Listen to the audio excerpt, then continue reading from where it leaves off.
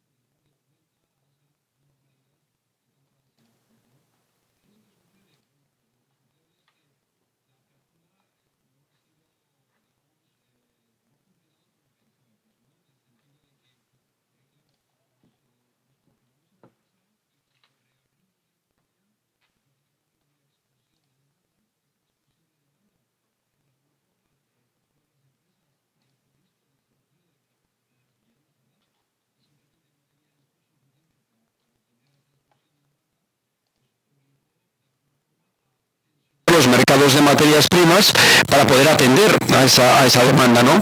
Y eso, unido al hecho de que además la pandemia es claramente asimétrica en el sentido de que hay una gran diferencia entre la afección que tiene en estos momentos en los países desarrollados y en los países emergentes. Comentábamos el otro día que los países desarrollados prácticamente el 60% de la población pues tiene ya la pauta completa de vacunación, y en los emergentes las cifras son claramente inferiores, del orden del 20 y tantos %, ¿vale?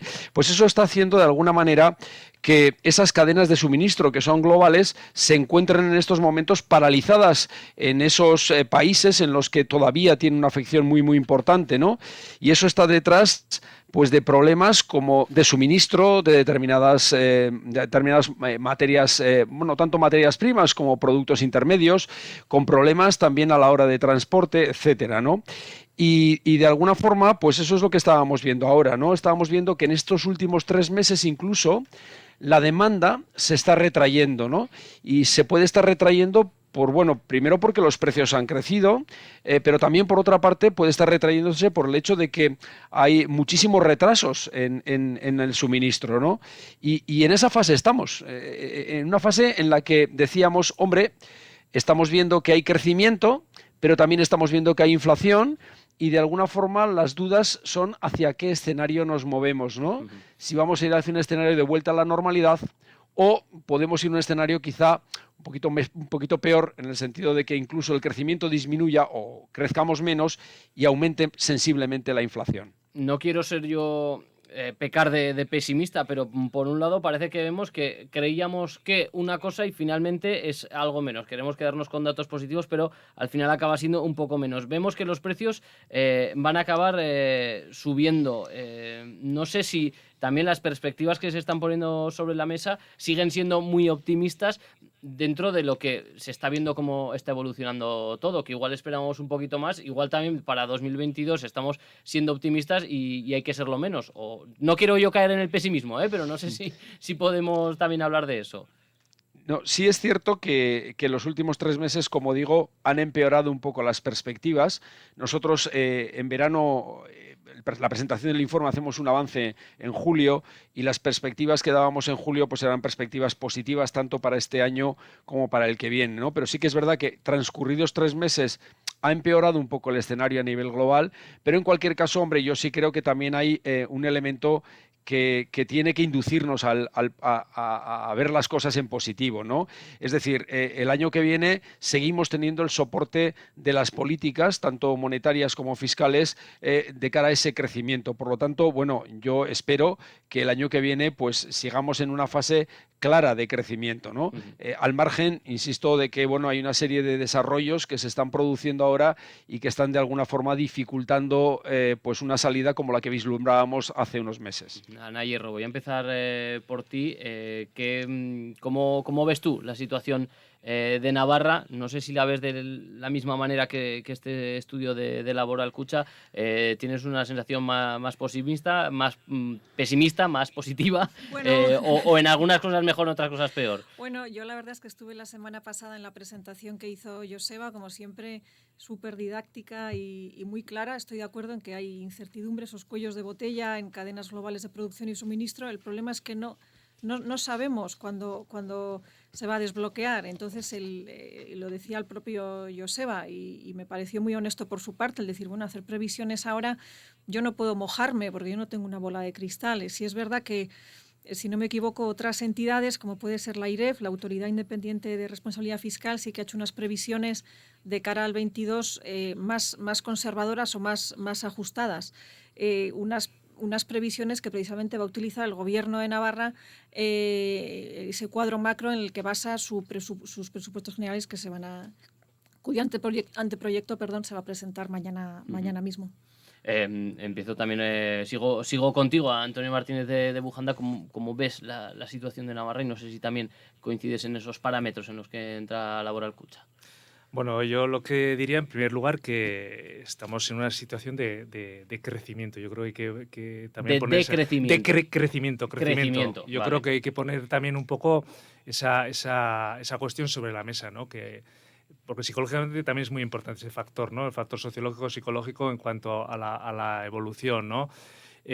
Otra cosa es, claro, entrando en términos, como ya explicaba bien Joseba el otro día, pues qué tipo de crecimiento, en qué escenario de crecimiento nos podemos encontrar, con más desajustes o no.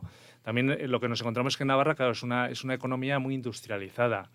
Y entonces estos desajustes que se están produciendo en la cadena de suministro a nivel global afectan quizá de manera más fuerte que en otras, digamos, economías regionales en estos momentos, ¿no? Y yo creo que también hay otros factores, ¿no? Que no están tan relacionados con el desajuste por la situación de salida del COVID, que están más relacionados con el tipo de sectores, por ejemplo, bueno, pues qué va a pasar con el modelo de movilidad, ¿no? Que afecta mucho. Nosotros tenemos una industria en Navarra con un gran peso de la automoción, ¿no? Y yo creo que está enfrentándose a otros retos o cambios que no tienen tanto que ver con la situación de pandemia que hemos pasado, si bien probablemente esta situación también afecta, pero yo lo que observo ya un poco más en lo micro, ¿no? En lo que nosotros vemos más día a día. Sí que es cierto que nosotros trabajamos mucho más con empresas pequeñas, pymes o micropymes, y sí que es cierto que estamos viendo que han reaccionado muchísimo mejor de lo que podíamos esperar hace meses hasta la fecha. Se está generando empleo en general, no se está generando el empleo de la calidad que nos gustaría, pero a mí me gustaría también resaltar un poco esos aspectos positivos que podemos observar en el corto plazo. La cuestión también de los autónomos, Juan Carlos Equiza, también nos sirve para medir, ¿no? Un poquito cómo va avanzando la economía de la comunidad. No sé qué visión tienes tú en este sentido. Pues mira, respecto a este informe, aunque las cifras han sido buenas, también las cifras que hemos escuchado de empleo en septiembre también parecían bueno. Yo los tomaría todos estos datos con prudencia. Y sobre todo yo lo que incidiría es en que, en una palabra, hablan de reactivación. Y yo lo que diría es que reactivación no es lo mismo que recuperación. Está muy lejos de una recuperación. Nosotros estamos preguntando, haciendo informes con los autónomos, y un 70% todavía de los autónomos no saben todavía lo que es la recuperación. Y prácticamente un 30% no espera recuperarse hasta 2023. Tras 17 meses de pandemia que llevamos, son miles los autónomos en cese de actividad todavía, y miles que están viviendo una situación muy complicada. Y además a todo esto no hay que olvidar las demás subidas que está habiendo. Las energías nos castigan cada vez más, duplican los costes de los negocios de los autónomos hasta dejarlos casi asfixiados con la luz. La luz con carácter general ha subido un 44%, los carburantes, y si a todo esto sumamos para que veamos la perspectiva, que con los presupuestos del Estado presentados para el 2022, un nuevo empujón que les han dado a los autónomos, van a subir las bases de cotización, lo que supone subirles la cuota de los autónomos entre 95 y 390 euros al año, ¿no? Por eso digo que los datos hay que tomarlos con prudencia. Y más les diría, parece sencillo sumar todo esto y además como si no tuviéramos ya la hucha vacía, los autónomos la hucha vacía. Haría una comparativa, por ejemplo, el pantano compararía todo esto con la economía con un pantano. El pantano está seco, ¿sí? La recuperación todavía, como he dicho, no ha llegado la reactivación. Ha llovido en verano, sí, parece que hay algo bueno, la actividad ha vuelto, la economía se ha reactivado, pero el agua todavía sigue muy cerca del lodo y eso es lo que estamos viendo nosotros de la economía real que están viviendo los autónomos. Joseba, ¿tenemos sed? ¿Vamos a pasar sed o tenemos agua? Siguiendo con la comparación.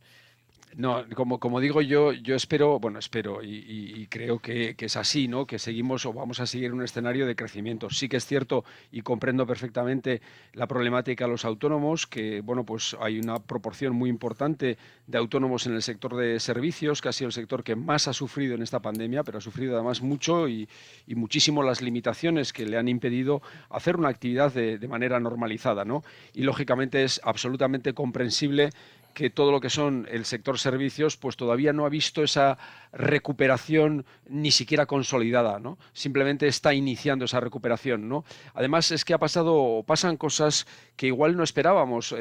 La inmensa mayoría esperábamos que ese incremento del ahorro asociado al hecho de que simplemente hemos estado encerrados en casa, pues de alguna forma iba a eclosionar el gasto y vamos a salir y a gastar todos, ¿no? Y curiosamente pues tampoco eso ha sido así, es decir, que seguramente la decisión de consumo también está bajo una prudencia por parte de los consumidores, sujeta a una prudencia por parte de los consumidores. Bueno, me imagino que entre otras cuestiones debido a las dudas acerca del futuro, ¿no? Y esa bolsa de ahorro que está ahí y que pues no digamos que no se ha materializado en consumo a la velocidad que nosotros pensábamos, ¿no? Pero bueno, yo creo que pues un poco quizás es un brindis al sol, pero yo creo que tenemos que verlo desde el punto de vista positivo, ¿no? Y pensar que pues que poco a poco la economía va a ir los engranajes de la economía van a ir poco a poco recuperando esa atracción necesaria, ¿no? Y eso espero que se vaya produciendo a lo largo de los próximos trimestres. Bueno, vosotros podéis iros interrumpiendo, encima vosotros que en concreto aquí en el estudio os veis, siempre con el respeto que sé que hay de por medio, podéis interrumpiros todo lo que queráis para opinar. Ana, no sé si opinas igual que Joseba. No. ¿Tienes sed? Bueno, yo creo que el tema del empleo, lo comentábamos antes de entrar aquí al estudio, es el tema central, ¿no? O sea, después de una crisis como la que hemos sufrido, pues lo que todos nos gustaría es que hubiera empleo y hubiera empleo de calidad. Cuando a veces los datos resultan un tanto confusos, pues puede parecer que, por ejemplo, a nivel nacional los afiliados a Seguridad Social ya están en cifras previas a la crisis, ¿no? Se podría decir, bueno, pues el pantano ya hemos recuperado, ¿no? Sí. Como siguiendo el símil de Juan Carlos, cuando en realidad si se descuenta de esa cifra las personas que aún siguen en ERTE, los autónomos que aún están con ayudas y un segmento muy importante, lo que ha crecido el empleo, pero de empleo público, no de privado, pues se ve que el pantano pues no ha recuperado los niveles previos. Entonces, es que perdonadme, pero cuando, claro, hablábamos hace un año, ¿no? de cuando se acabasen los ERTES y todo esto, que decíamos, va a llegar el verdadero tortazo. ¿Está por llegar entonces, Ana, ese tortazo? Entiéndase. Bueno, pues los ERTES van a estar hasta febrero, ¿no? Yo creo que ha sido la última prórroga aprobada. Y después, pues se verá. Lo que está claro es que justificar o intentar decir que el empleo va bien, pues porque hay más empleo, sin indicar el matiz de que el empleo público es el que está creciendo, seguramente en algunos casos justificadísimo en esta crisis, pero bueno, el crecer el empleo público por crecer, yo siempre lo digo, o sea, más gasto público, más funcionarios, no implica per se una mayor calidad del servicio. Entonces, ese crecimiento de empleo, pues yo diría que está un poco dopado, permíteme la expresión. Adelante. Yo ahí estoy completamente de acuerdo contigo con ese dato de que cómo se ha creado empleo en el sector público. Y también añadiría que además en Navarra y en España, por supuesto, hay muchos empresarios y autónomos que ya estaban trabajando muy bien en marzo del 2020 y que lo pueden seguir haciendo muy bien ahora con un poco de apoyo. Y es ahí donde tenemos que hacer que todo esto que se estaba hablando se haga una realidad. O sea, son los mismos que lo estaban haciendo bien en marzo del 20. Pues a ellos mismos hay que ayudarles ahora para seguir.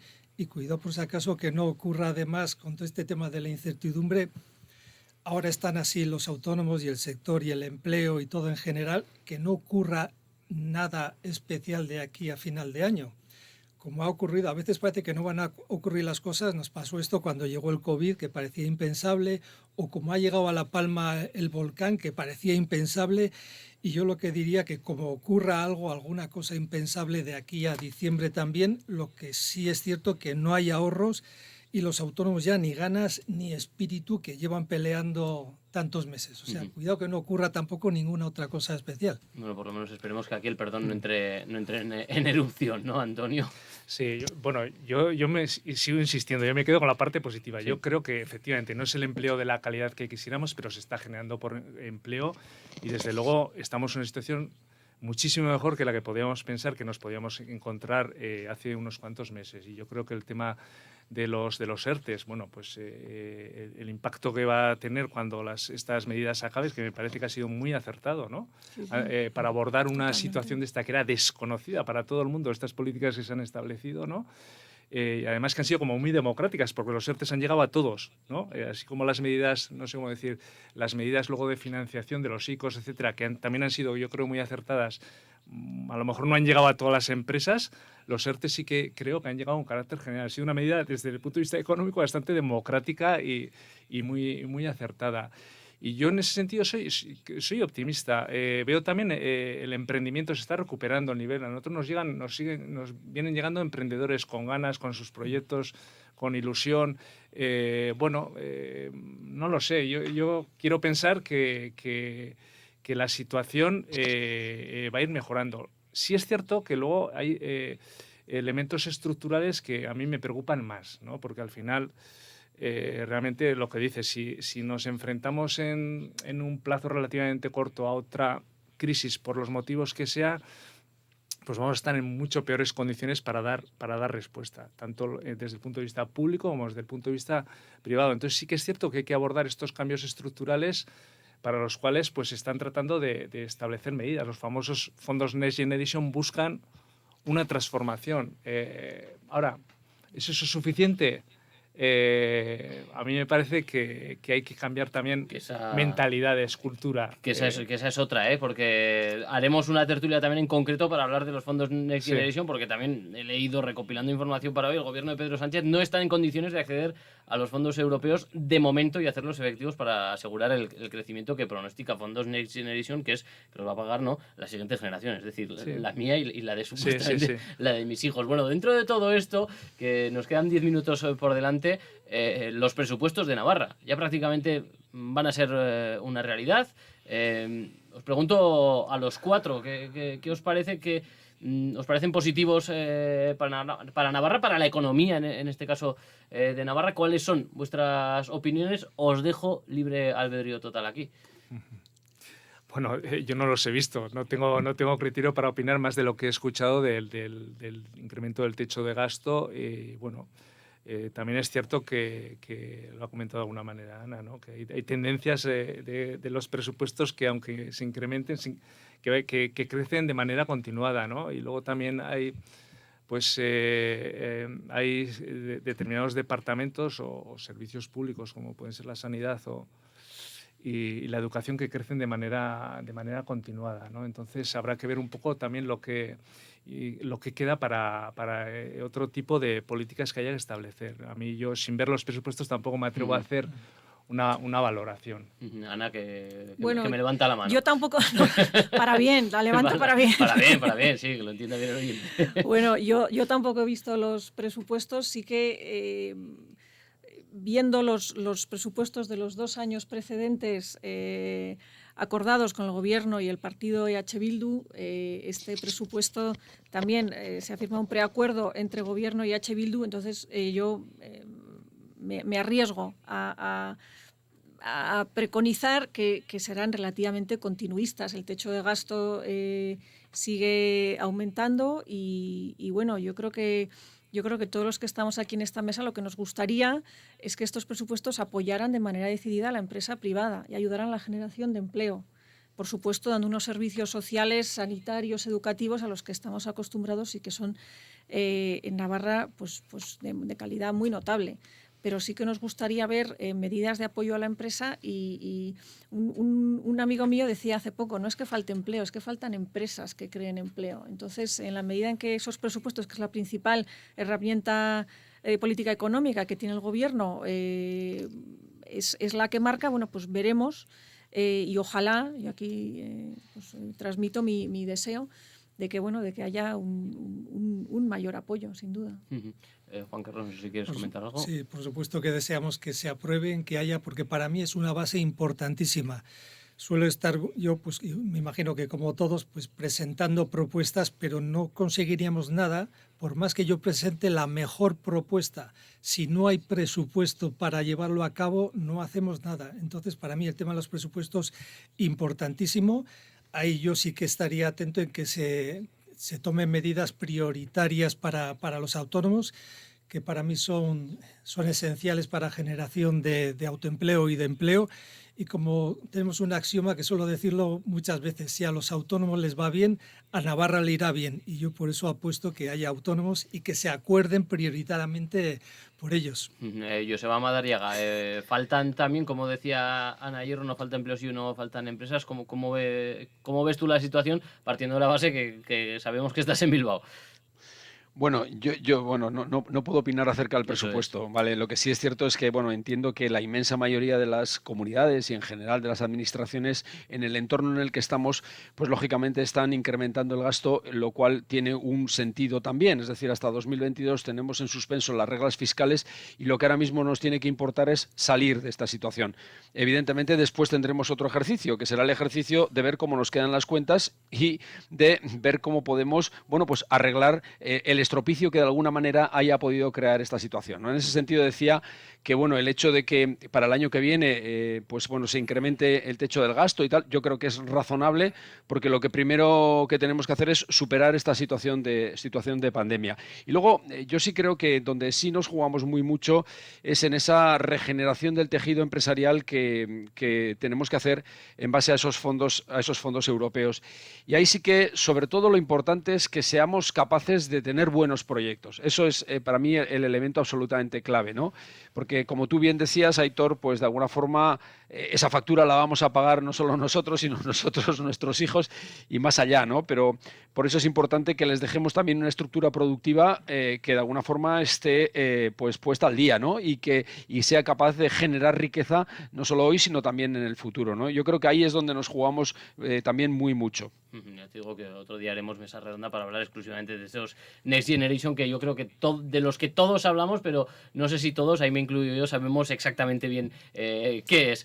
Juan Carlos Equiza, que faltan 5 minutos, tenemos que hablar también de propuestas de autónomos. Me consta que hay propuestas, ¿no? Desde la ATA, me imagino que siempre reivindicando. Pues sí, además hace 10 días que me he reunido pues con las últimas propuestas que hemos presentado para el Plan del Trabajo Autónomo, y entre ellas, al margen de la formación, la información, la prevención de quiebra de las empresas, muy importante, y segunda oportunidad, no segunda oportunidad solamente, sino prever la quiebra y segunda oportunidad, había que hacer un plan, el tema de las mujeres trabajadoras autónomas, y luego sobre todo he presentado una medida que está demostrada, la ampliación de la tarifa plana. Trabajamos en ATA en toda España, en todas las comunidades, y estamos viendo cómo, incluso presenté un estudio como antes de la pandemia, hicieron un estudio en una universidad que decía cómo el que había empezado con la tarifa plana se mantenía más tiempo, se consolidaba más ese trabajo. Incluso además desmontaba otra cosa, que con la tarifa plana había más dinero incluso en las arcas de Hacienda. Luego, al Gobierno de Navarra también les he presentado ya no solo lo que hicieron hace 2 años antes de la pandemia, sino resultados, ejemplos claros que hay hoy de hace una semana en Andalucía, Madrid, Castilla, La Rioja, de la tarifa plana. Y la tarifa plana como una ayuda para ampliar la ayuda de los 60 euros durante 2 años, que ayuda al inicio de esa actividad, que va a ser interesantísimo, importantísimo ahora, y que ayudaría a los nuevos emprendedores, a las mujeres emprendedoras en el entorno rural, que es muy importante para la despoblación. Ayudaría, pues en varios sectores se puede poner. Es una medida muy transversal que apoyaría bastante, que yo la veo muy necesaria igual ahora en este aspecto. Y sí que hemos en esas reuniones con Gobierno, ¿qué sensaciones? Pues la sensación, me han escuchado, me siguen escuchando, pero veo que no había igual partida presupuestaria para ponerla, no sé. Ahí estamos, por eso tan importante, por más que hagamos ideas buenas, si no hay un dinero, una partida presupuestaria para llevarlo a cabo, aunque sea muy poco igual lo que puedas necesitar un autónomo para emprender en 1 o 2 años, desde 500 a 2.000 euros, que tampoco, pero si no hay nada que hacer. Entonces, importantísimo hacer partidas presupuestarias y sobre todo para la creación de empleo, del autoempleo, para mí importantísimo. Y ahí es donde, Ana, me parece que ponías tú también un poquito, ¿no?, el acento, ¿no? Cuando hablábamos de presupuestos, cuando pedías casi turno de palabra, me imagino que también al referirte en continuistas te referías a esta cuestión, ¿no? También, y también hay un tema, bueno, que yo me imagino que por tiempo no podremos tratar, que es el tema fiscal. Los presupuestos generales vienen asociados a un anteproyecto de medidas fiscales. Veremos qué es lo que se aprueba finalmente. Como digo, esto es un melón que ahora no tenemos tiempo para abrir, pero me parecería interesantísimo. Pues, Antonio, antes de terminar. No, simplemente indicar en nuestro caso también, como economía social, el Gobierno de Navarra acaba de aprobar un plan de economía social para los próximos 4 años, de acuerdo con desarrollado con el sector, con las organizaciones de economía social, y ahí sí que ahora tenemos la corresponsabilidad público-privada de llevarlo adelante, pues para abordar esta situación de recuperación y de crecimiento y de generación de empleo sostenible y otro modelo de empresa que sea mucho más sostenible a futuro para nuestra región. Pues ojalá se pueda ir llevando todo, por lo menos a buen puerto. Joseba Madariaga, director de estudios de Laboral Kutxa desde Bilbao, es que ricasco, y espero que el año que viene, cuando veamos ese informe, digamos, no solo que eran esas las previsiones, sino que las ha mejorado. Exacto, eso espero, y muchas gracias a todos. Muchísimas gracias. Ana Hierro, Instituto Futuro, muchas gracias también. A vosotros. Por otra parte también, Antonio Martínez de Bujanda, Anel, mil gracias por venir hoy. Un placer, muchas y gracias. Juan Carlos Equiza, como siempre, estaremos en contacto, Asociación de Trabajadores Autónomos, en este caso de Navarra. Muchas gracias. Muchas gracias. Nosotros estamos llegando a las 8 de la tarde, ya ven que es que si nos ponemos a hablar de economía, si se ponen a hablar de economía, uno, si abre bien los oídos, acaba aprendiendo mucho. Camino de las 8 de la tarde, se quedan con Juan Ramón Lucas en La Brújula. Muchísimas gracias y muy buenas tardes. La Brújula de Navarra, Onda Cero.